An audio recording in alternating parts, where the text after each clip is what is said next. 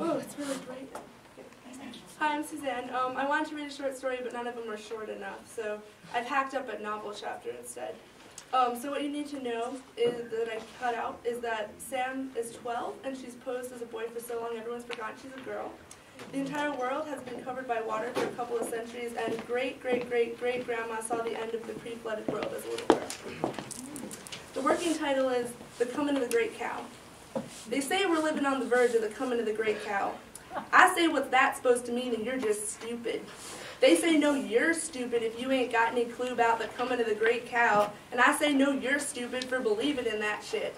Then they get real scared and hushy, and their eyes bulge real big in a kind of hoedown whisper, "You can't say that, you'll get smoked." And I say, "By what, a giant cow patty?" And they say, "Quit it! Ain't you never been to rats and worship?" "Sure I've been," I say. "You think I grew up under the banished women's deck or something?" "Well, the way you've been talking." "Watch it if you don't want a fat lip," I warn. Later on I ask, "What exactly is a cow anyway?" "Ain't you never been to rats and worship?"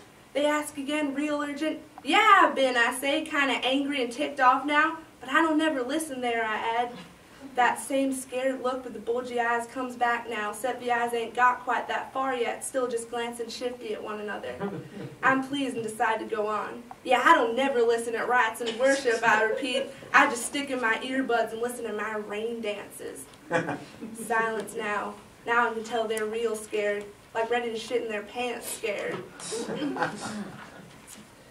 "How do you expect me to believe there was a big yellow fire in the sky killed the water demon?" I ask great-great-great-granddaddy Joe when I sit on his lap at night, listen to the old stories, whether they're true or not, comfy by the generator heat. I know I'm getting kind of old for this, and soon it'll be a little hard to hide the fact I'm a girl when he hugs me around the middle, and that if the guys found out I'd lose my reputation as toughest in an instant. But for now I do it anyway and cuddle back on his white, bristly cheek. He guffaws quiet like, "You're one that don't believe a water moccasin's hiding in the seaweed till it's come and bit your heel and you kicked it, ain't you?" Then he grabs my heel playful with 2 fingers like a water moccasin's fangs, and I'm ashamed in a second because I squeal like a little girl. But Granddaddy Joe's delighted. He chuckles little then sighs. Think about his analogy for a minute. Then I ask him, "How'd you get grain without the grain troughs?" "That's just it, Sam.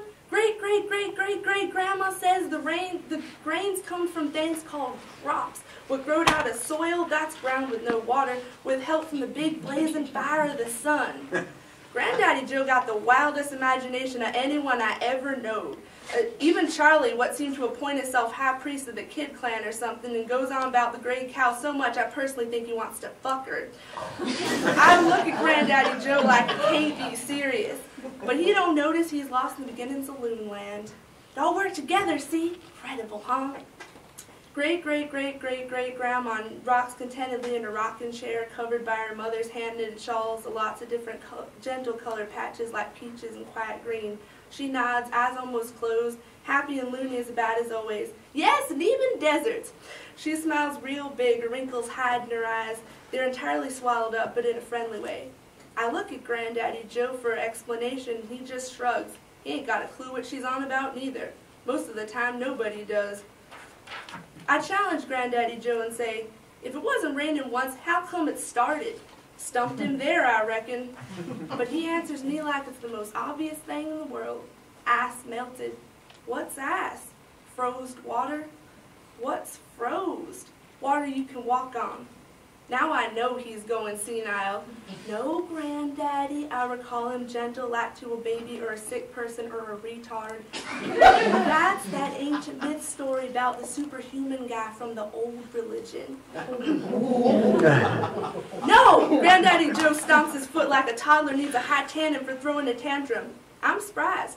Granddaddy Joe's usually real calm and happy. Mama says he's zen. But he ain't zen now. "'Tain't that at all," he continues, still stamping his frail little heel-booted feet. "There was penguins." Old people really do get back like children when they get real old. "What's penguins?" I ask in the same gentle, sorry voice. "Penguins is birds what can't fly and slide on their bellies on ice." "And where are they now?" I ask, perfectly reasonable, sure I stumped him for good this time. And you know what he says? "Dead." "Dead?" "Dead, just like the pigs and lizards and ostriches and crops and cows. all choked dead from too much water. That rattled me a bit, I gotta admit. I got as confused and shivery as a mouse would found some cheese that got bit by a metal trap. Maybe there was penguins and ice, but I ain't so sure they ain't all just made up. But who can tell? The high priest's claims are just as wild, and they're supposed to be true.